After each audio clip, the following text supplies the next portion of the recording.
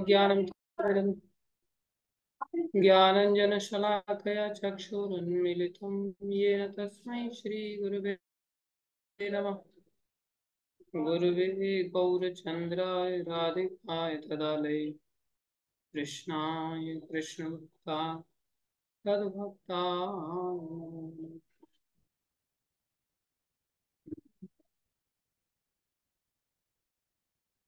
हरे कृष्ण।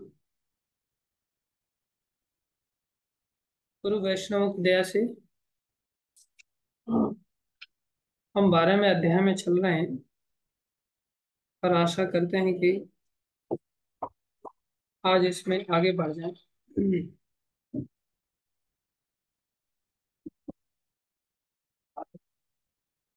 जैसा कि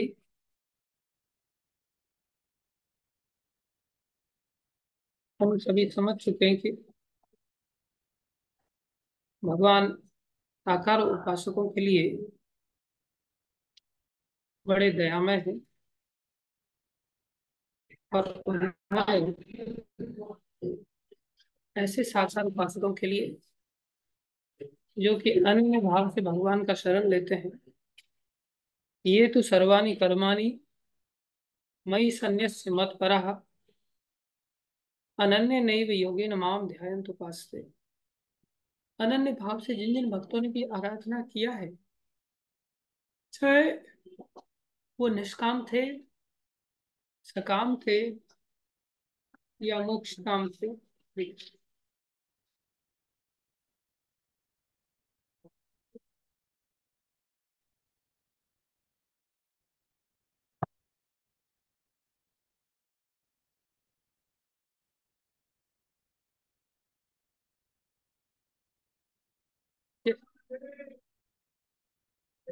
वो जैसे भी थे, उन सभी भक्तों को भगवान ने उनकी इच्छा पूर्ति करते हुए अपने प्रेम का दान दिया। जैसे ध्रुव महाराज थे, प्रहलाद महाराज थे, द्रौपदी माता थी, वो तो पहले से ही भगवान के प्रेमी भक्त थे। सभी भक्तों की इच्छाओं की भगवान ने पूर्ति की। अंत में भगवान यहाँ कहते हैं, तेषाम अहम समुद्धरता मृत्यु संसार सागर भवामी न चिरात पार्थ मयि आविशित चेतसाम। जो कि जल्दी संभव नहीं होता निराकार वालों के लिए, लेकिन साकार वालों के लिए भगवान अपनी ओर से ही अत्यंत दया के समुद्र बनकर के उन सभी पर कृपा करते हैं। ये जो साकार उपासक होते हैं, इन सभी साकार उपासकों के लिए भगवान ने कितनी छूट दी है। इन भक्तों को कहाँ तक भगवान स्वीकार करते हैं? क्या अनन्य व्यक्ति ही भगवान का शरण ले सकता है? क्या बिना अनन्यता के भगवान के शरणागत नहीं हुआ जा सकता? क्या कोई व्यक्ति अनन्य भाव से, जैसे ध्रुव जी ने अनन्य भाव से भगवान की शरण ली तभी जाकर के उनकी इच्छाओं की पूर्ति हुई? क्या बिना अनन्य भाव से कोई भगवान की शरण लेता है तो उस भजन का कोई मतलब नहीं होता? बोले नहीं, उस भजन का भी मतलब होता है। अर्थात भक्त किस स्तर पर हो जिससे कि भगवान उसे शरणागत माने, उन स्तरों का भगवान ने यहाँ पर 8वें श्लोक से लेकर के 12वें श्लोक तक किया है।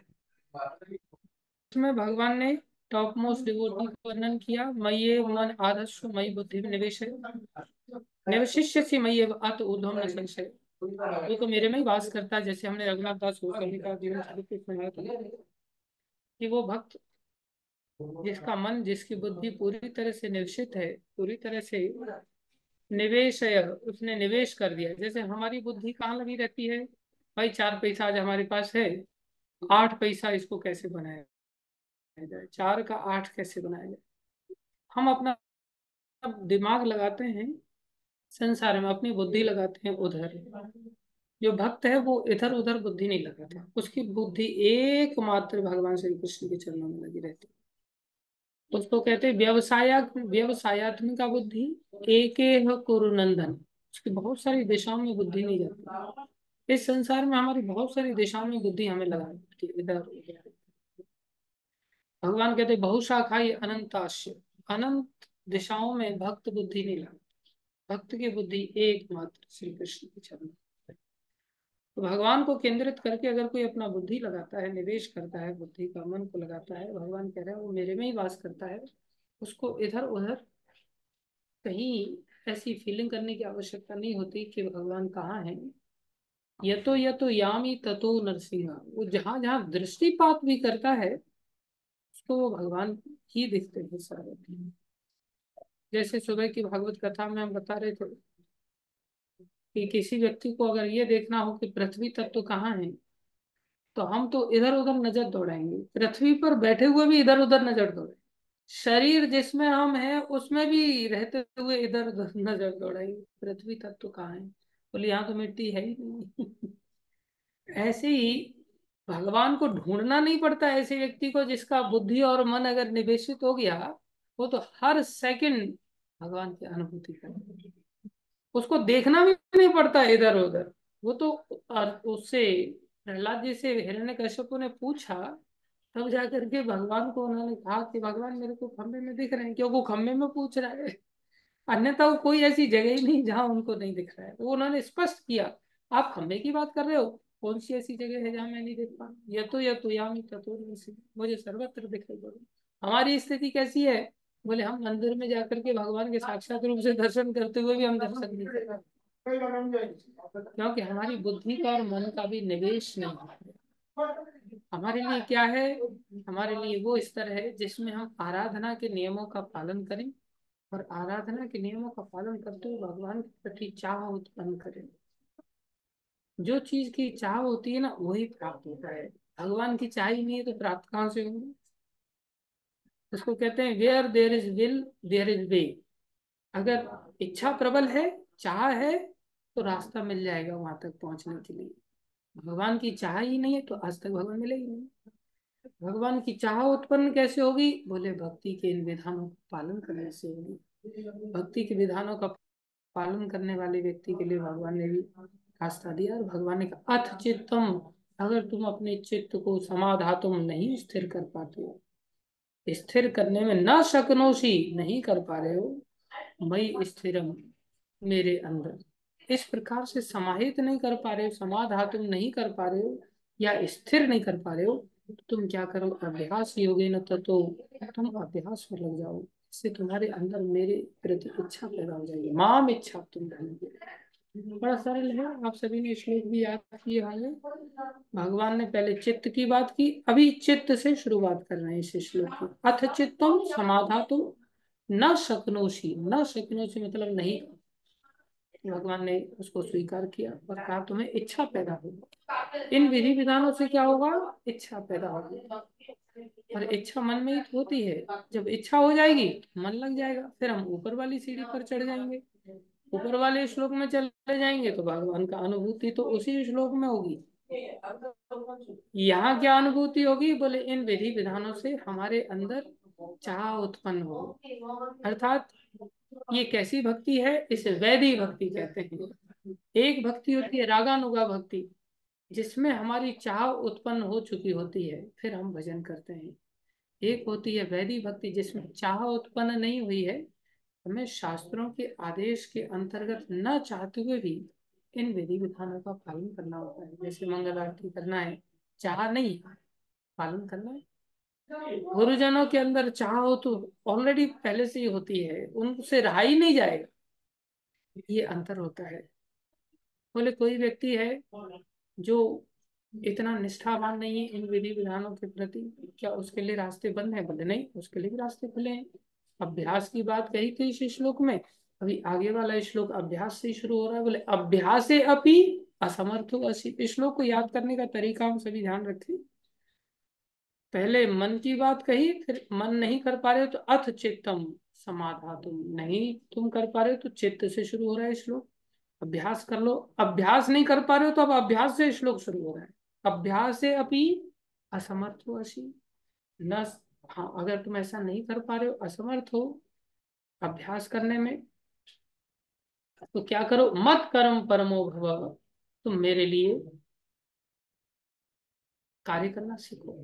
मद अर्थम कर्माणि, मदर्थम अपि कर्माणि, मेरे लिए कार्य करने पर भी पूर्वम सिद्धिम अवाप्स्यसि, तुम परफेक्शन की ओर चले जाओगे, पूर्ण अवस्था की ओर चले जाओगे, भगवान की ओर कार्य, भगवान के लिए कार्य करने पड़ेंगे। भगवान के कार्य हमने बताए थे, मंदिर में रह करके भी कर सकता है कोई व्यक्ति, मंदिर के बाहर रह करके भी कार्य कर सकता है, और सब कुछ प्रभुपा जी के प्रति, भगवान के प्रति समर्पित कर सकता है उसके फल को। ये मंदिर के लिए कार्य होता है, भगवान के लिए कार्य करना है। अगर तुम ऐसा नहीं कर सकते, अथ एतत् असक्तो असि, अगर तुम इसमें भी अशक्त हो, नहीं कर पा रहे हो, कर तुम मदयोगम आश्रितः, मेरे योग के आश्रय में रह करके इसको नहीं कर पा रहे हो, ऐसी स्थिति में क्या करना चाहिए? सर्व कर्म फल त्याग, तुम्हें सारे कर्मों का फल त्याग करना चाहिए। मेरे लिए नहीं कर रहे हो तो किसी और के लिए कर दो, गरीब बच्चों के लिए कर दो, गायों के लिए कर दो, अनाथ वृद्धों के लिए कर दो, पशु पक्षियों के लिए कर दो, समाज के लिए कर दो, किसी के लिए भी आप व्यवस्थाएं कर सकते हैं। लेकिन आप अपने कर्म के फल को अपने पास मत रखो, अपने पास रखने पर हानि होगी। अपने पास रखने से हम भोगों में लग जाएंगे, हमारे भोगों के संस्कार उत्पन्न हो जाएंगे, और हम अपने आप को और ज्यादा शरीरवान समझेंगे। जितना व्यक्ति के पास पैसा होता है उतना ही उसके मन की उछालें और बढ़ती हैं, इसलिए मन की उछालें बढ़ने से वो मन की संतुष्टि में लग जाता है और निरंतर मन के बारे में सोचता रहता है, निरंतर शरीर की आवश्यकताओं की पूर्ति बहुत ऊंचे स्तर पर करता है, फिर शरीर को ही अपने आप को समझ करके शरीर की आपूर्ति में लग जाता है, आत्मा नहीं समझ पाता। आत्मा समझने के लिए उसको त्याग की वृत्ति अपनानी चाहिए। इसलिए भगवान कह रहे हैं, अगर तुम फलों का त्याग कर पाते हो, तथा कुरु यत आत्मवान, तुम आत्मवान बन जाओगे, धीरे धीरे आत्मा के स्तर पर ऊपर उठ जाओगे। उसके पश्चात भगवान ने 12वें श्लोक में बताया कि अगर तुम ऐसा भी नहीं करते, जरा सा भी त्याग करने के लिए तैयार नहीं हो, न मंदिर की दूर की बात है, संसार में कहीं भी तुम नहीं कुछ करते, इसको कंजूस मत की चूज कहते हैं। जो इतना इतना आसक्त है फलों के प्रति कि अगर बाई चांस दूध में अगर मक्खी भी गिर जाएगी तो ऐसा सोचेगा कि इस मक्खी को मैं निकाल करके तो फेंकूंगा, दूध को तो छोड़ेगा नहीं वो किसी भी हालत में, मक्खी को निकालेगा, दूध को पिएगा, लेकिन मक्खी को भी फेंकने से पहले निचोड़ेगा दबा करके, जिससे कि इसमें जो दूध चला गया वो भी वापस आ जाए, और तब जाकर के उस मक्खी को बाहर फेंके। क्योंकि मक्खी को ऐसा दुष्ट व्यक्ति के साथ कंपेयर किया है जो खुद मर जाती है और दूसरे को खाने पीने लायक भी नहीं छोड़ती। लेकिन ये कंजूस उस दुष्ट से भी पावरफुल है कि वो मर गई, हमें दूध पीने देना नहीं चाहती थी, लेकिन हमने उसका खून भी पी लिया, दूध ही नहीं पिया, उसका खून भी निचोड़ कर दिया। ऐसे कंजूस हम सभी संसार में होते हैं। 1 रुपया भी आदमी खर्च नहीं करना चाहता, वो सोचता है किसी दूसरे के लिए 1 रुपया खर्च करने पर मेरे लिए तो बहुत बड़ा घाटा हो जाएगा, मेरे पास बिजली बिल इस बार हो सकता है थोड़ा सा ज्यादा आ जाए, ज्यादा आ जाए तो 1 रुपया हो सकता है ये उसमें काम आ जाएगा, कल मैं बीमार पड़ गया तो मेरी दवाइयों के लिए कहाँ से आएगा, सब व्यवस्थाओं में ही वो कैलकुलेशन लगाता रहता है, और वो व्यक्ति नहीं खर्च करना चाहता है। बोले ऐसी स्थिति में उस व्यक्ति के लिए क्या है? श्रेयो ही ज्ञानम अभ्यासात, इस अभ्यास को करना पड़ता है, जैसा हम बता रहे थे कल शाम को भी, इस त्याग के अभ्यास को करना पड़ता है। बचपन से ही ये त्याग का अभ्यास सिखाया जाता था। पुराने समय में आप देखेंगे कि कई बार माताएं अपने नाती पोते वगैरह के साथ में भागवत कथा सुनने के लिए गांव में या इधर उधर कहीं जाते थे, तो अपने बच्चे के हाथ से 10 रुपया अपने पल्लू में से खोल करके 10 रुपया अपने बच्चे के हाथ से डलवाते थे। तो बचपन से एक आदत पड़ती थी कि भाई ऐसी कथाओं में कहीं जाते हैं, कहीं कुछ सुनते हैं तो जाकर के डालना होता है, और फिर वहां से प्रसाद लेकर के माताएं लेकर के आती थी। ये अभ्यास करना होता है। अगर इस अभ्यास को कोई व्यक्ति नहीं कर पा रहा है तो उसके लिए आवश्यक है कि श्रेयो ही ज्ञानम, उसको ज्ञान लेने के लिए जाना चाहिए, क्योंकि ऐसे अभ्यास न करने वाले से अच्छा है, इस अभ्यास से अच्छा है उस व्यक्ति के लिए जो व्यक्ति नहीं कर पा रहा है, उसके लिए अच्छा वो थोड़ा नीचे आ जाए। जैसे वैसे बाई डिफॉल्ट ब्रह्मचर्य आश्रम अच्छा है, हमारे शिक्षा गुरु जी से हमने पूछा कि प्रभु जी जैसे हमारा कॉलेज खत्म हुआ, हमने पूछा प्रभु जी क्या करना चाहिए अभी जीवन में, ब्रह्मचारी जीवन की ओर आगे बढ़े या गृहस्थ जीवन की ओर आगे जाएं, या क्या करें, आप मार्गदर्शन कीजिएगा। तो प्रभु जी ने कहा गृहस्थ आश्रम में जाना चाहिए।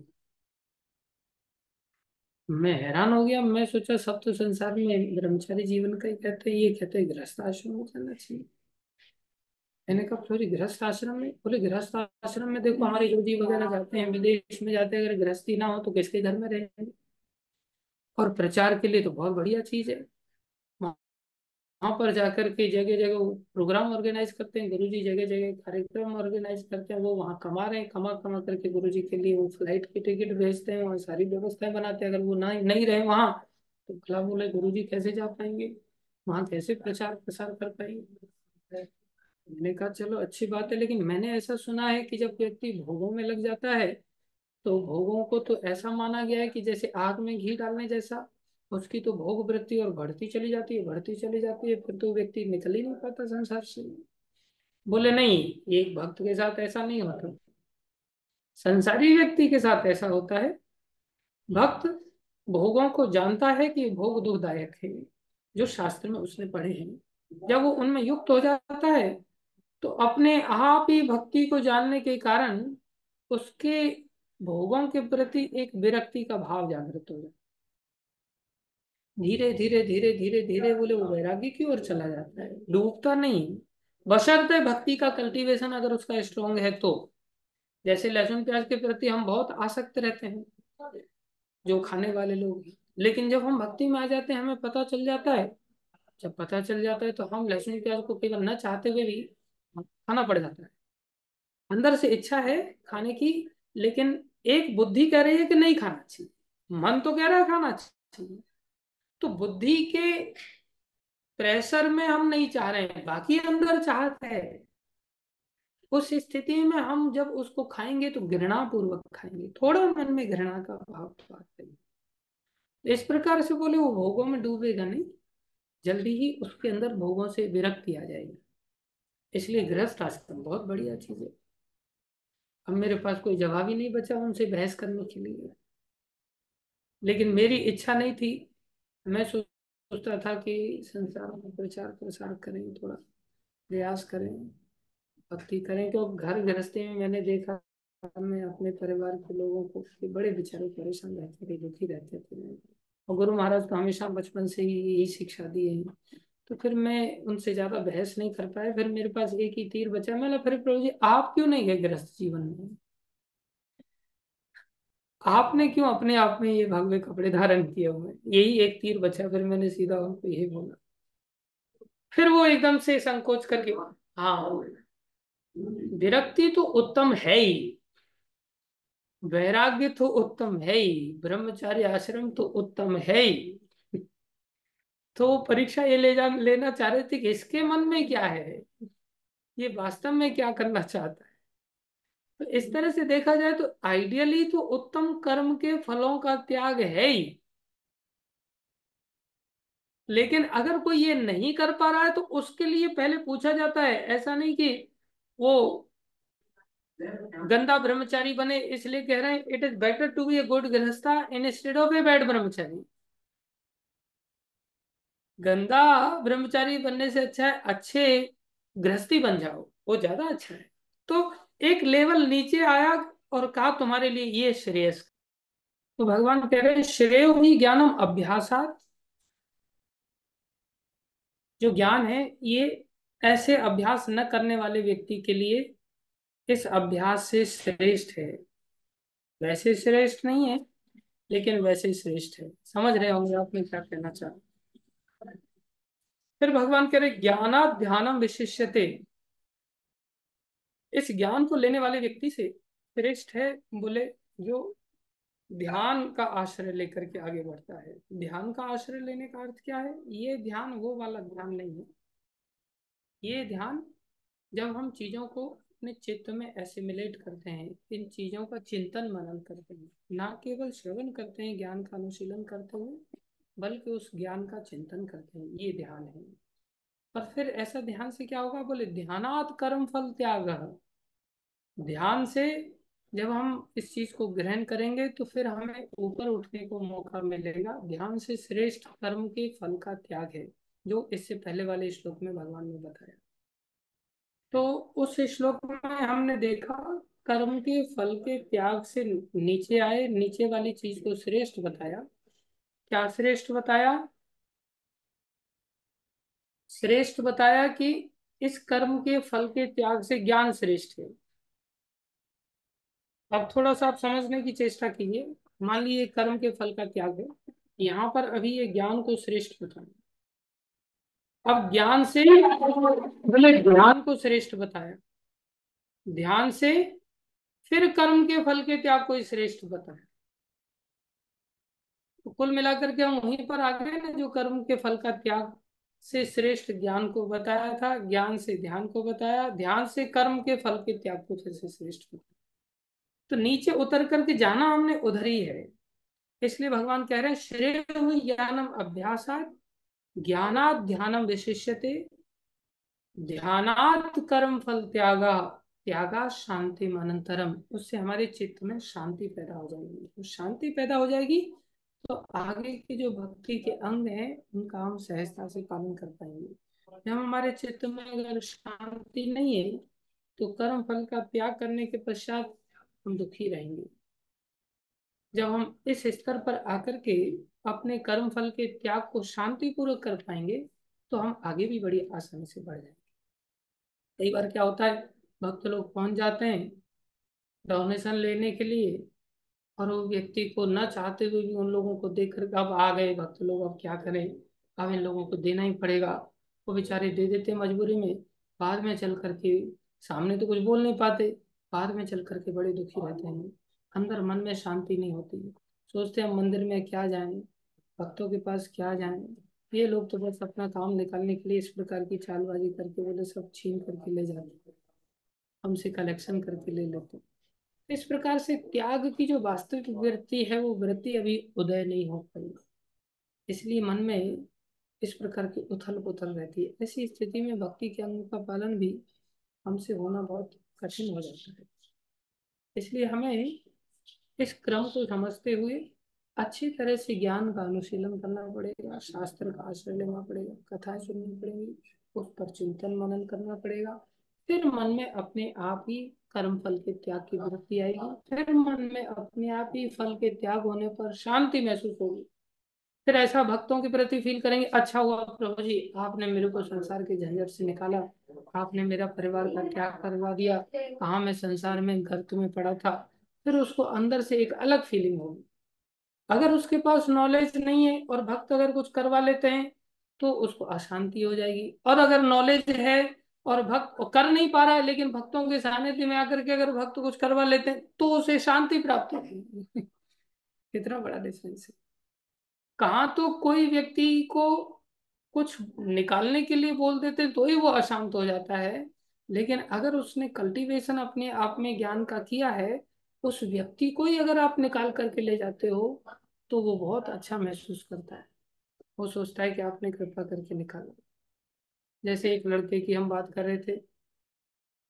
हाँ, एक बार हमने बताया था कि वो एक, हाँ, जगह पर हम भाषण देने के लिए गए तो वहाँ प्रवचन दिया, और वहां से एक बालक अपने आप ही घर छोड़ करके निकल के आ गया और गिरिराज जी की परिक्रमा लगाने लग गया।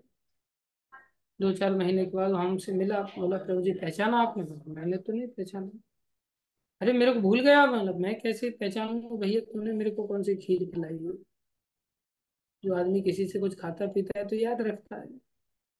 अरे प्रभु जी आप ही ने तो मेरे को गर्त में से निकाला, मैं तो पता नहीं कौन सा कीड़ा बन करके संसार में। मैं सोचा यार मैं तो कभी नहीं निकाल करके लाया, ये कहाँ से निकल करके आ गया। बोले आप वहां नहीं आते, आप अगर इस प्रकार का प्रोफेसर नहीं देते तो मैं वहीं पड़ा रहता, मैं निकल करके आ गया। अब मुझे यहाँ गिरिराज जी का जो अनुभव हो रहा है, गिरिराज जी किस प्रकार से शुरुआत में 2-4 दिन कठिनाई हुई, उसके बाद तो मैं गिरिराज जी का साक्षात अनुभूति करता हूँ। गिरिराज जी किसी चीज की कोई कमी नहीं रहने देते। बोले मेरे पास अब इतने सॉक्स हो गए परिक्रमा लगाने के लिए, बोले सॉक्स का मेरे पास पूरा थैला भरा रहता है। बोले ये तो एक उदाहरण दे रहा हूँ, बोले बाकी किसी चीज की, ना रोटी की, ना पहनने की, ना सोने की, किसी भी चीज की कोई कमी नहीं है। अब मेरे को पता चलता है। कि मैंने अपने जीवन में कितना बढ़िया स्टेप उठा दिया। तो कल्टीवेशन के बाद जो त्याग होता है, उस त्याग में एक अलग ही आनंद होता है। बिना कल्टीवेशन के जो कर्म फल का त्याग या स्वयं के जीवन का त्याग व्यक्ति कर देता है, उसको कहते हैं नारी मुई संपत्ति नासी मूढ़ मुड़ाए भय सन्यासी। पत्नी मर गई, संपत्ति कोई चोरी करके लेकर के चला गया, अब रोटी कहाँ से खाएं, चलो सर मुड़ा करके सन्यासी हो जाते हैं।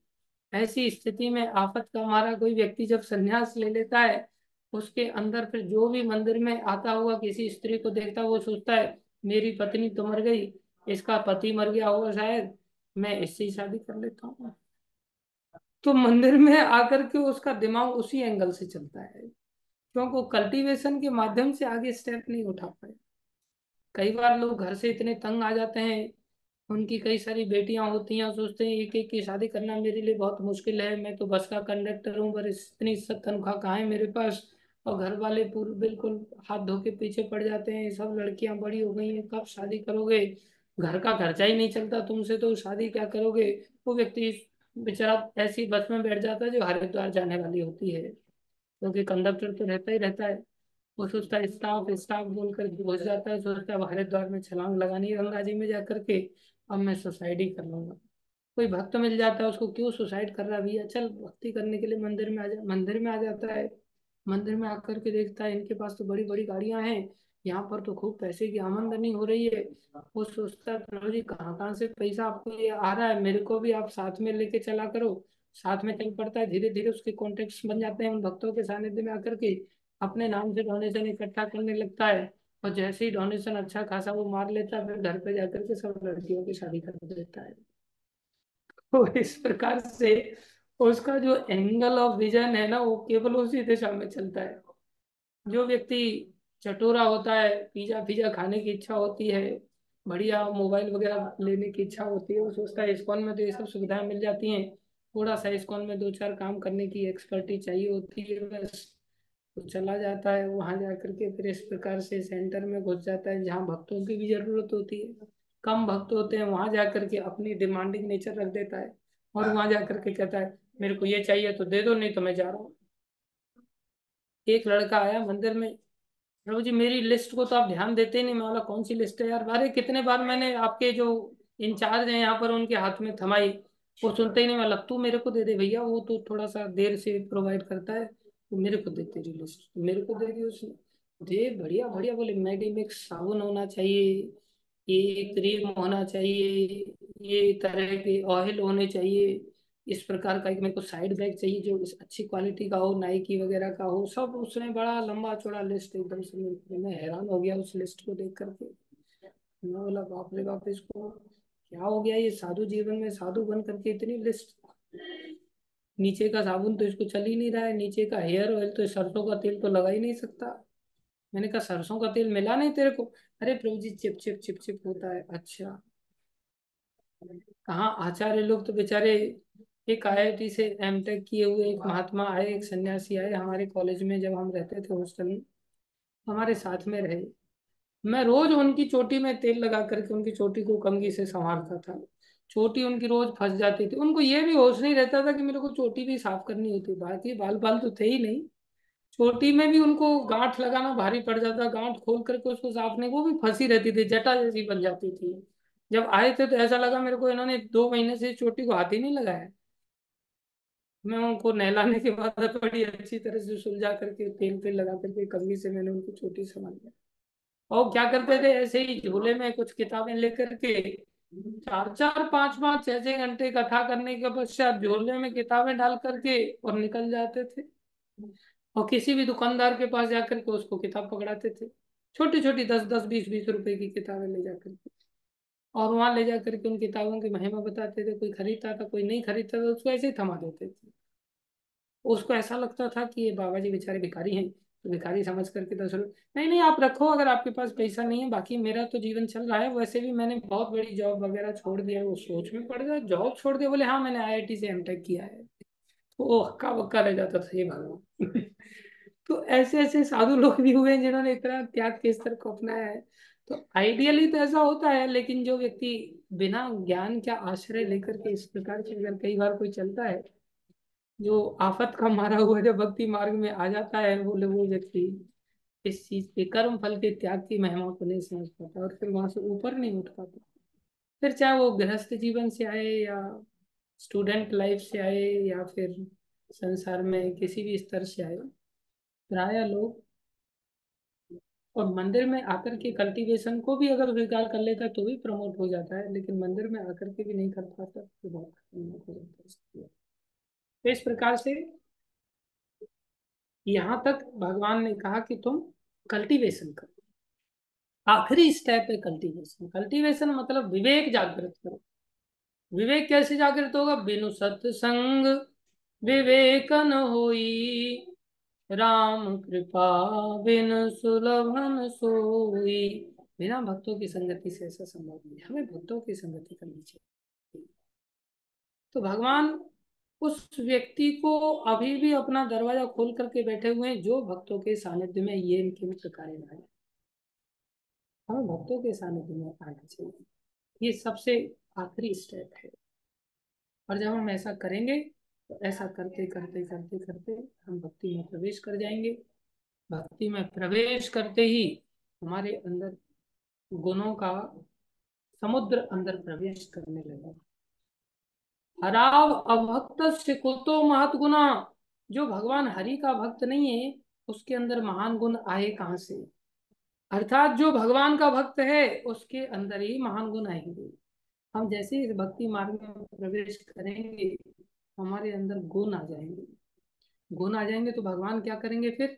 13वें श्लोक से लेकर के 20वें श्लोक तक ऐसे गुणशाली व्यक्ति को जब भगवान देखेंगे तो भगवान देख करके बड़ा प्यार करने की इच्छा होगी। भगवान का ये मुझे बड़ा प्यारा लगेगा, ये गुण मुझे बड़ा प्यारा लगता है। कोई व्यक्ति को जब भगवान इन गुणों को यहाँ वर्णन कर रहे हैं, अब कोई प्रश्न करे भगवान भी पक्षपात करते हैं क्या? भगवान भी किसी को प्यारा कहेंगे, किसी को बिना प्यारा कहेंगे, ऐसा भगवान करते हैं क्या? बोले नहीं, भगवान के लिए तो सभी प्यारे हैं। लेकिन जब कोई बालक, जैसे साधारण तौर पर माँ के जितने भी बच्चे हैं सब प्यारे हैं, लेकिन कोई माँ का कहना मान करके और माँ के आदेश पर चल पड़ता है। माँ के आदेश पर क्या चलना है? जैसे भगवान श्री कृष्ण को ही यशोदा मैया देख रही है, रोहिणी माता यशोदा से, अरे यशोदा देख, दोपहर हो गई, अभी तक बालकों ने न खाया है न नहाए हैं। यशोदा मैया जाकर के कन्हैया इधर आ जाओ, नहा लो, अब सुबह से दोपहर हो गई अभी तक तुम नहाए नहीं हो। माता के पास आते हैं भगवान, माता उनकी धूल को झाड़, कितना गंदा हो गया है, धूल झाड़ती है खुद से ही धूल झाड़ती है, खुद से ही नहलाती है, खुद से ही सुंदर वस्त्र आभूषण पहनाती हैं। और वस्त्र आभूषण स्वयं पहना करके स्वयं सब कुछ किया उन्होंने। कन्हैया ने क्या किया? सिर्फ कहना माना। और जब इतना करने के पश्चात जब भगवान को तैयार किया, तैयार करने के बाद यशोदा मैया अब उनको निहार रही है। निहार करके अब उनको प्यार उमड़ रहा है, कितना सुंदर लग रहा है ये। एक साधारण माँ भी अपने बच्चों को खुद ही श्रृंगार आदि करने के बाद उसका प्यार और उमड़ने लगता है। ये ड्रेस में कितना सुंदर लग रहा है, ये टीका कितना सुंदर लग रहा है, इसके बालों का मैंने फुहारा बना दिया, कितना सुंदर लग रहा है। तो माँ को अंदर से प्यार उमड़ता है, तो माँ सोचती है इसको कहीं नजर न लग जाए, मेरी नजर न लग जाए, तो वो काजल का टीका लगा देता है उसको। तो ऐसे ही जब कोई व्यक्ति भगवान का कहना मानता है, भगवान तो हम सबकी माता धाता पितामह, भगवान तो सब कुछ है, भगवान का कहना मान करके जब हम भक्ति में लग जाते हैं तो हमारी सुंदरता का एक अलग ही अद्भुत सौंदर्य निखर के आता है। और जब वो निखर करके आता है गुणों के रूप में, तो भगवान उसको देखते हैं, भगवान ये बहुत प्यारा लग रहा है, ये इतना प्यारा नहीं। तो बाकी सब भी भगवान को प्यारे हैं, सारे बच्चे प्यारे हैं, लेकिन जो बच्चा कहना मान करके माता के आदेश का पालन कर रहा है, खाली खड़ा ही तो है समर्पित होकर के। माता ने क्या किया? सारे कपड़े उतार दिए, झाड़ दिए, धो दिए, नहला दिया, दूसरे अच्छे कपड़े पहना दिए। ऐसे ही भगवान श्री कृष्ण इस भक्ति के द्वारा जीव को कर देते हैं। ये भक्ति में क्या होता है? सब भगवान ही करते हैं, जीव को क्या करना पड़ता है? बस भक्ति के अंगों का पालन मात्र करना पड़ता है। पालन करने मात्र से बोले उसके अंदर ये सौंदर्य के गुण अपने आप आ जाएंगे। कौन से सौंदर्य के गुण? जो 13 से लेकर के 20 तक बताए हैं, और भगवान ने कहा है जो मुझे बड़ा प्यारा लगता है। ये थर्ड सेक्शन है इस चैप्टर का। इसमें कौन से गुण है? सबसे पहला गुण है भक्त के अंदर जो विकसित होता है, उसको कहते हैं अद्वेष्टा। 13वें श्लोक में अद्वेष्टा सर्वभूतानाम, सबके प्रति वो अद्वेष है। अद्वेष मतलब वो द्वेष नहीं करता। द्वेष नहीं करता मतलब वो घृणा नहीं करता किसी से। ध्यान दे, हमारे साथ कैसा होता है? अब जैसे ही अगर हम सुनेंगे ना इन बातों को, इन गुणों को, तो हमारे मन में क्या आएगा पता है?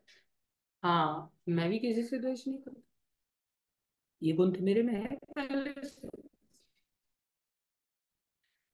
हमारा थॉटफुल प्रोसेस एक अलग ही दिशा में चलता है। जो आचार्य है ना, वो इन गुणों को जब सुनेंगे ना, तो आचार्य के हे भगवान, मेरे अंदर ये गुण है ही नहीं। जो वास्तव में भगवान के शुद्ध भक्त हैं, वो ऐसा फील करते हैं ये गुण तो मेरे अंदर है ही नहीं, मेरा क्या होगा। और हम क्या फील करेंगे? एक एक बात को सुनेंगे ना, तो हम क्या फील करेंगे? ये तो मेरे अंदर पहले से ही है, मैं तो पहले से ही कुर्बान हूँ। ये मन की ट्रिक है जो हमें आसानी से समझ में नहीं आती। अब कोई कहे, जैसे कहा ना अद्वेष्टा भक्त अद्वेष करता है, अर्थात द्वेष नहीं करता किसी से। अद्वेष, अ मतलब नहीं, जहाँ अ शब्द जुड़ जाता है उसका अर्थ उल्टा हो जाता है। तो द्वेष्टा मतलब द्वेष करने वाला, घृणा करने वाला। द्वेषा मतलब जो किसी से घृणा न करे। घृणा के अंतर्गत क्या होता है? हम किसी का मुंह देखना पसंद नहीं करते। किसी को देख लेते तो हमारे गाल खुल जाते हैं, मुंह खुल जाता है, अरे यार ये आफत कहाँ से आ गई, ये तो मेरे को देखने से भी, शक्ल से भी अच्छा नहीं लगता। वैसे खाली अद्वेष्टा शब्द सुनेंगे तो ऐसा लगेगा हमारे अंदर पहले से ही है। लेकिन जब इसे खोल करके देखेंगे ना, तो पता चलेगा जो व्यक्ति हमारा कहना नहीं मानता, जो व्यक्ति हमारा कहना नहीं मानता, वो हमें शक्ल से अच्छा ही नहीं लगता। अच्छा, शक्ल से अच्छा नहीं लगता तो मतलब उस व्यक्ति के प्रति हमारे अंदर द्वेष पैदा हो गया। देखो, खाली हमारा कहना नहीं मान रहा है, वो हमसे द्वेष नहीं कर रहा है। खाली वो हमारा कहना मात्र नहीं मान रहा है, इतने में ही हमारे अंदर द्वेष निकल करके आ जाता है। आचार्य तो यहां तक तो टिप्पणी कहते हैं, अद्वेषता बोले उसको कहते हैं कि कोई हमसे द्वेष करे, कोई हमारा द्रोह करे, बोले हमसे द्रोह करने वाले व्यक्ति का भी हम द्रोह ना करेंगे, बोले वो अद्वेषता है।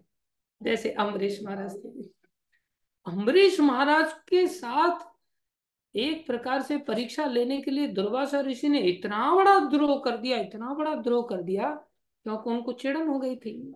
दुर्वासा ऋषि तो ऊपर के लोकों में भी चले जाते हैं, तो एक बार ऊपर ब्रह्मलोक में बैठे हुए थे, बहुत बड़े बड़े महर्षियों की सभा लगी हुई थी, वहां सभा में धरती के राजा अम्बरीश महाराज की प्रशंसा होने लग गई, तो दुर्वासा ऋषि का दिमाग घूम गया। यार हमने तो सब वैराग्य ले रखा है, और हम केवल दूर्वा का ग्रास का जूस पीते हैं, खाली दूर्वा घास का जूस पीते हैं, और कई बार तो मैं केवल वायु पी करके रह जाता हूँ, इतना तपस्वी आदमी हूँ। और यहाँ पर प्रशंसा एक संसारी साधारण भोगी राजा की हो रही है। राजा तो बड़े भोगी होते हैं, उनके पास तो बहुत बड़ा संग्रह होता है। कर्म फल का त्याग तो उन्होंने किया नहीं है, फल त्याग तो वो लोग करते नहीं है, वो तो सारे फलों के स्वामी बन करके बैठ जाते हैं। ऐसा भोगी व्यक्ति की यहाँ प्रशंसा हो रही, चलो परीक्षा लीजिए। वो चिढ़ गए थे, परीक्षा लेने के लिए आए, जानबूझ करके एकादशी का पारायण करने के समय पर पहुंचे, द्वादशी के दिन, जिससे कि उनकी परीक्षा ली जा सके। और महाराज ने देखा, दुर्वासा ऋषि आइए महाराज, भोजन आदि ग्रहण, बस मैं अभी आया स्नान करके, आप तैयारी करो भोजन की। वो स्नान करने के बहाने चले गए, और योगी तो थे ही, तीनों कालों को जानने वाले थे। उन्होंने देखा, जानबूझ करके टाइम ज्यादा लगा दिया, जिससे ये एकादशी का पारायण करने के प्रति भक्ति के अंगों का पालन करते हैं। हम तो योगी हैं, हम तो ध्यान योगी हैं, ये भक्ति योगी हैं। भक्ति के अंगों के अंतर्गत एकादशी का पारायण समय पर करना होता है, ये निश्चित रूप से समय पर करेंगे, और करेंगे तो मेरे को मौका मिल जाएगा। तो उन्होंने मेरे को बुला करके और खुद मेरे से पहले ही खा लिया। मैं समय पर पहुंचूंगा नहीं, वो समय पर पहुंचे नहीं। उन्होंने काफी धर्म संकट महसूस किया, अम्बरीश महाराज ने क्या करें क्या करें, पलायन करना भी जरूरी है, और साथ में दुर्वासा ऋषि का सम्मान करना भी जरूरी है। आखिर में उन्होंने थोड़ा सा निर्जल व्रत रखते थे, उन्होंने थोड़ा सा जल ले लिया। और जल ऐसी चीज है कि जो खाया भी माना जाता है और नहीं खाया भी माना जाता है। खाया इसलिए माना जाता है क्योंकि निर्जल के लिए खाया माना जाएगा, जिसने जल के बिना ही एकादशी किया है। उन्होंने थोड़ा सा चरणामृत ले लिया जल के रूप में, इतनी देर में प्रकट हो गए, पता चलिए खा लिया, पहुंच गए। जाकर के बोले तुम धिक्कार है, तुम इस धरती पर रहने के लायक नहीं हो, तुम्हें तो मर जाना चाहिए, तुम ऊपर से राजा बन करके बैठे हो। अगर राजा ऐसा है, यथा राजा तथा प्रजा, प्रजा भी ऐसी भ्रष्ट हो जाएगी, तुम्हारा मैं आज समूल नाश कर देता हूँ। एक बाल निकाला, नीचे फेंका, वहां से कृत्या राक्षसी प्रकट हो गई। ऐसे शक्तिशाली थे, एक बाल की उतनी ताकत। प्रलय की आग को लेने वाली अग्नि रूपा कृत्या राक्षसी प्रकट होकर के उनकी ओर सीधा।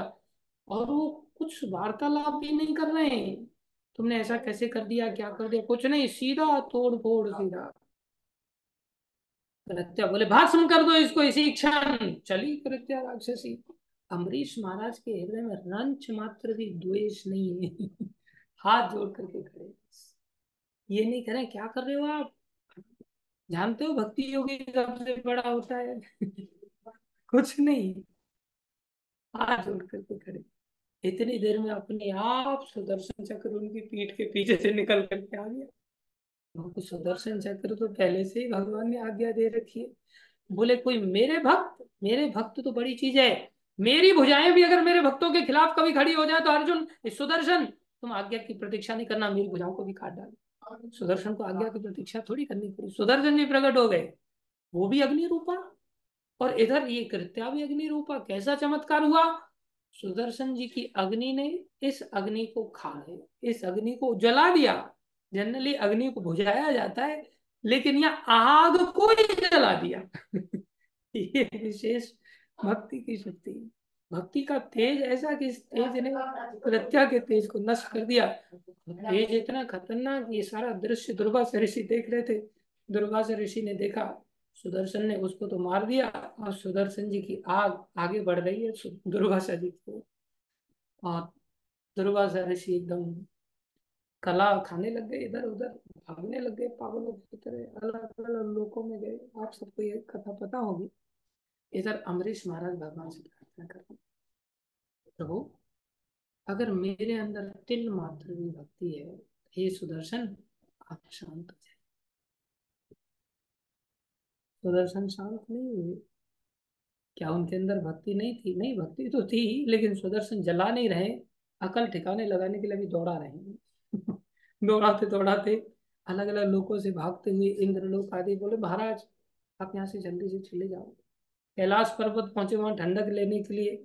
शंकर भगवान बोले भैया मेरा ये कैलाश ठंडा नहीं रहेगा, यही जल के राख हो जाएगा, तुम भागो यहाँ से, तुम्हारे साथ साथ मेरा भी हालत खराब हो जाएगा। ब्रह्मलोक पहुंचे, वहां से भी भगा दिया। वैकुंठ पहुंचे, हे नारायण, इतने शक्तिशाली थे, वैकुंठ पहुंचे। नारायण भगवान को कहा नमो ब्राह्मण, आप तो ब्राह्मणों के और गायों के हितैषी हैं, आप हमारी रक्षा करें। आप शरणागत वत्सल भी हैं, मैं आपकी शरण में। आप ब्राह्मण, गाय और शरणागत, मैं तीनों कैटेगरी में एक प्रकार से आपकी शरणागति लेता हूँ, आप कृपा करो। भगवान ने कहा, किसने कहा कि मैं ऐसा आजादी के साथ आपके ऊपर कृपा कर सकता हूँ? हे ब्राह्मण श्रेष्ठ, मैं स्वतंत्र नहीं हूँ। अहम भक्त, आप स्वतंत्र नहीं, आप तो स्वराट हैं। बोले नहीं, अहम भक्त पराधीन हूँ, मैं तो भक्त के अधीन रहता हूँ। तो मेरे लिए क्या उपाय है प्रभु? एक ही उपाय है, मैं तुम्हें उपाय बता सकता हूँ। बोले उपाय ही बता, तो एक ही उपाय है, अम्बरीश महाराज के चरणों की शरण में। वो सोचे अम्बरीश महाराज के चरणों में गिरना पड़े। अम्बरीश महाराज तो अद्वेष्टा थे, उन्होंने कोई द्वेष नहीं रखा मन के अंदर। इतना हत्या करने का द्रोह करने वाले व्यक्ति के प्रति भी हाथ जोड़ के भगवान से भूखे खड़े हैं, तब से ऋषि आएंगे तब उनके साथ ही भोजन करें। कितना प्रेम है, कैसी मित्रता निभा रहे हैं। इसको कहते हैं अद्वेष्टा।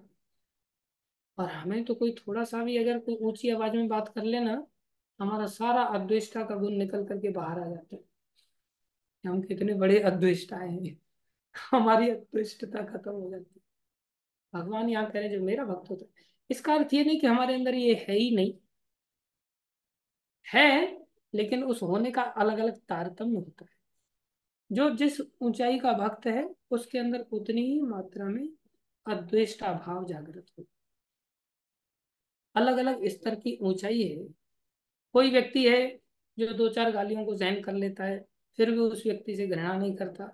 लेकिन जैसे ही थोड़ी ऊंची गालियां आएंगी तो अब यहाँ तक तो मैंने सहन कर लिया, मेरे तक चलेगा, लेकिन तू माँ बाप तक जाएगा ना, तो फिर छोड़ूंगा नहीं मैं। उस समय अद्वेष्टा का भाव करता हूं। तो सबका अपना अपना स्तर होता है, लेकिन जिसका स्तर है भगवान को उतना ही प्यारा है। सबसे बड़ी ऊंचाई है कि कोई हमारी हत्या भी करने के लिए उतारू हो जाए फिर भी हम उससे घृणा न करें। जैसे अम्बरीश महाराज थे, जैसे महाराज युधिष्ठिर थे। महाराज युधिष्ठिर तैयार बैठे हैं, बोले दुर्योधन कब आ जाए और मैं इसको आशीर्वाद दे दूं, विजयी भव, आशीर्वाद दे दूं इसको। लेकिन दुर्योधन आएगा ही नहीं ना। कितने अद्वेष्ट आए हैं, कोई द्वेष नहीं है मन में। बोले मेरे पास आ ही नहीं रहा आशीर्वाद लेने के लिए, ले ले भैया तू राज कर ले। हम लोग तो जाकर के जंगल में आराम से भजन करेंगे, भक्ति करेंगे, क्योंकि राजपाट को थोड़ी ना बड़ा मानते थे। इसे अद्वेष्टा कहते हैं। जो भक्त होते हैं अद्वेष्टा सर्वभूतानाम, ये एक एक गुण है। सभी गुण भगवान यहाँ कह रहे हैं। पहला गुण है, सबसे पहला गुण अद्वेष्टा। ईर्ष्या नहीं करनी चाहिए। कोई हमारे साथ ईर्ष्या कर रहा है कोई बात नहीं, हमें नहीं द्वेष करना चाहिए। अद्वेष्टा सर्वभूतानाम। जब द्वेष नहीं है तो क्या हो जाएगा, अपने आप मैत्री गुण विकसित हो जाएगा। हम उसके साथ मित्रता का भाव अपना लेंगे, मैत्र। और जब मित्र बन जाएगा तो क्या करेंगे, उसे हम दुखी देखेंगे क्या। मित्र बन जाएगा तो उसे हम दुखी नहीं देख पाएंगे। करुणा, अपने आप करुणा हृदय में आ जाएगी। हम सोचेंगे इस पर दया की जाए, इसको भक्ति में लगाया जाए, इसको भजन कराया जाए। उसे करुणा कहते हैं। संसार के दुखों से कौन निकाल सकता, पैसा धेला संसार की वस्तु नहीं निकाल सकती। वास्तव में करुणा उसको भक्ति में लगाती है। मैत्र करुण एवच। और क्या स्थिति उसके अंदर आएगी, निर्ममो। मम माने मेरा, निर्मम माने मेरा कुछ नहीं। फल त्यागी बन गया ना वो। जब त्यागी बन गया तो उसके पास है क्या, तो ये गुण आएगा उसके अंदर। बोले करुणा तो वही व्यक्ति कर पाएगा जो निर्मम है, जो अपने आप में किसी चीज को इकट्ठा करके बैठा है, वो किसी को क्या भला करेगा। जो अपना कुछ नहीं समझता, ये भी भगवान का ही है, मेरे पास भी चीजें ही भगवान की है, सब कुछ भगवान का ही दिया हुआ है, मेरे पास अपना कुछ नहीं है, निर्मम हो। फिर निरअहंकार, अपने आप को। अब देखो इसका अर्थ ये नहीं कि ये चीज मेरी नहीं है तो फिर सड़ती रहे, मेरे को क्या लेना देना, मेरी तो है नहीं। नहीं, उसको इतनी समझ होती है, ये मेरी नहीं है लेकिन कृष्ण की है। मेरी नहीं है, कृष्ण की है, भक्तों की है। इसलिए हर वस्तु को संभालना मेरा कर्तव्य है। ये नहीं किसी होटल में गए और वहां पैसा दे रहे हैं और लाइट जलती हुई कमरे में छोड़ करके चले गए। हमारी लाइट थोड़ी है, पैसा वसूल करते बोले। लाइट को जलाते बिना मतलब के, पंखा चलाएंगे बिना मतलब के, ये नहीं सोच पाते भैया इसके यहाँ जो इलेक्ट्रिसिटी चल रही ये भी श्री कृष्ण की ही है। बिना श्री कृष्ण की एनर्जी कहाँ से आई। इसलिए इस कृष्ण की रक्षा करनी चाहिए। ऐसे ही जब निर्ममता कहाँ से आई, ममता कहाँ से आई, बोले मैं से आई थी। अब जब मेरा है ही नहीं तो फिर मैं कहाँ से होगा उसके अंदर। इसलिए बोले निरअहंकार, वो अहंकार नहीं करता। अहंकार का अर्थ क्या है, मैं शरीर हूं ऐसा मानना अहंकार है। बोले मैं शरीर हूं तो फिर वो शरीर का ध्यान नहीं रखेगा कि बोले मैं शरीर ही नहीं हूं, क्यों ध्यान रखूं। बोले नहीं, मैं शरीर नहीं हूं लेकिन मैं शरीर के अंदर तो हूँ। और ये शरीर किसका है, श्री कृष्ण का है। श्री कृष्ण ने मेरे को इसको उपयोग करने के लिए अपनी सेवा में लगाने के लिए दिया है, उन्होंने मुझे इस शरीर को कृष्ण की सेवा में लगाना चाहिए। इसलिए जो व्यक्ति इस शरीर को कृष्ण की सेवा में समर्पित कर देता है, भगवान के भक्तों की सेवा में समर्पित कर देता है, गुरु की सेवा में समर्पित कर देता है, इस प्रकार से गुरु साधु शास्त्र की सेवा में समर्पित कर देता है, समझ लो वो निरअहंकार है। और अगर ऐसा नहीं करता तो फिर वो अहंकार से भरा हुआ है, निरअहंकार। और क्या गुण होना चाहिए, सम दुख सुखा, उसके अंदर सुख दुख की समता आ जाएगी। बोले सुख दुख की समता किसको कहते हैं, क्या वो भक्त दुख को दुख नहीं मानेगा? क्या वो भक्त सुख को सुख नहीं मानेगा? अरे, दुख को दुख नहीं मानेगा, ऐसा कैसे हो सकता है? सुख को सुख नहीं मानेगा, ऐसे कैसे हो सकता है? अर्जुन का पुत्र अभिमन्यु मर गए, तो क्या वो रोए नहीं? वो रोए, बहुत रोए। और बहुत रोने के पश्चात भी क्या हुआ? भक्ति नहीं छोड़ी, भगवान का आज्ञा पालन नहीं छोड़ा। तो दुख को भक्त दुख मानते हुए भी, बोले, दुख से प्रभावित नहीं होता, रोते हुए भी अपनी सेवा को कंटिन्यू करेगा। ये है दुख में समत्व लाना। ये नहीं दुख में डूब गए अब भक्ति छोड़ दी, या सुख में डूब गए तो भक्ति छोड़ दी। ऐसा नहीं था कि अर्जुन आदि को उनको सुख नहीं मिला, इंद्रप्रस्थ का सुख मिला। हम जैसे लोगों को तो इंद्रप्रस्थ आदि का सुख मिल जाता है ना, तो हम क्या सोचने लगते, भक्ति करना तो भिखारियों का काम है, हमारा काम है क्या? ये हमारा दृष्टिकोण बदल जाता है। हम भी सुख को सुख समझ रहे हैं, एक भक्त भी सुख को सुख समझ रहा है, लेकिन भक्त जब सुख को सुख समझता है तो सुख में डूबता नहीं है। भक्त सोचता है, ठीक है, भगवान ने कृपा करके दिया है, ग्रहण करते हुए भक्ति करता है।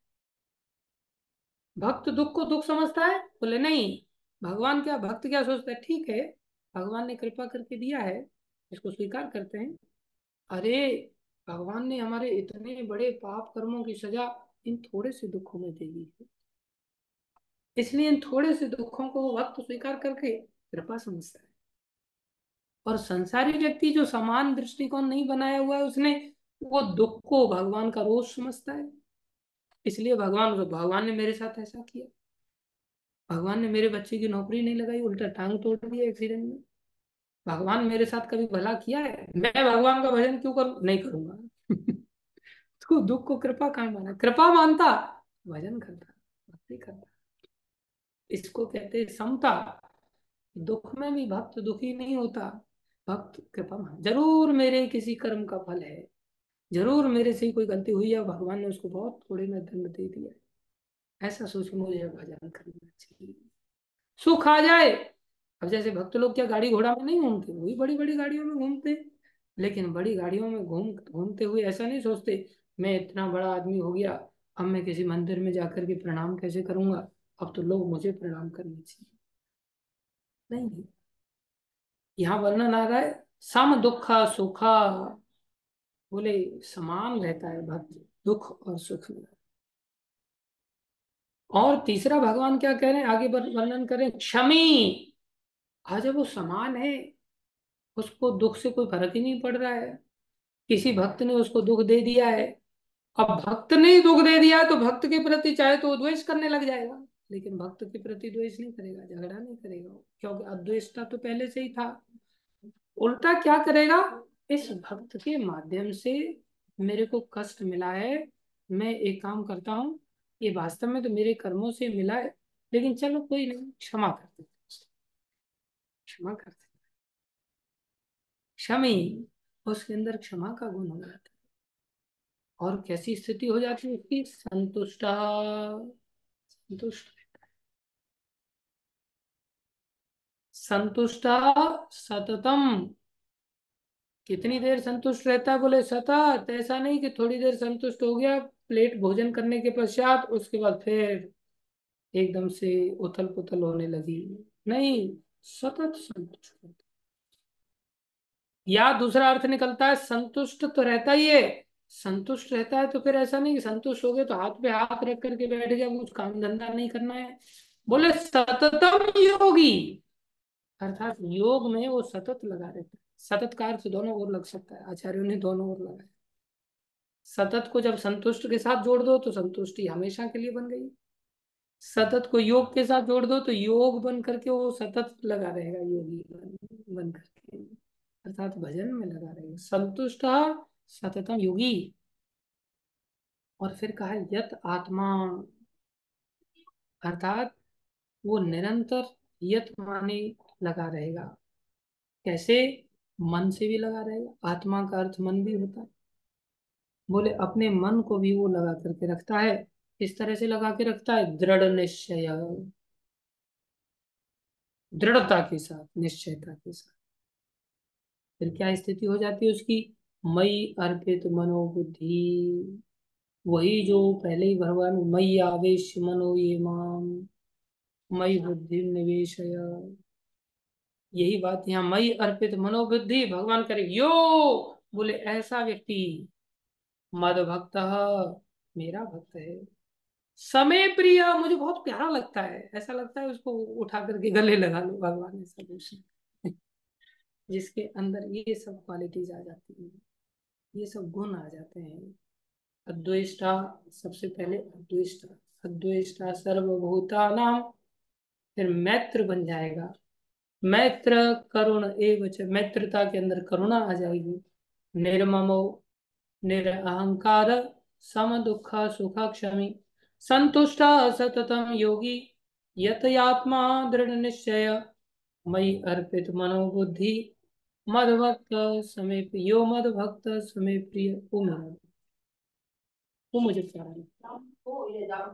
इसके पश्चात, हाँ, आगे के श्लोक भी हैं, इनको भी थोड़ी हम चर्चा करेंगे। संक्षेप में तो चर्चा की जा सकती है, लेकिन ये कुछ जरूरी चर्चाएं हैं, इसको हम कल के दिन थोड़ी चर्चा करेंगे। कल आपका 5 वाला ही परीक्षा होगा, 5-10 क्वेश्चन पूछे जाएंगे आपसे जो चल रहे हैं। बड़ा वाला क्वेश्चन पेपर नहीं रखेंगे, और कल के दिन भी हम क्लास लेंगे। कल के दिन इनको थोड़ा और शॉर्ट में आपको खत्म करने की चेष्टा। धन्यवाद सभी भक्तों का धैर्यपूर्वक श्रवण करने के लिए।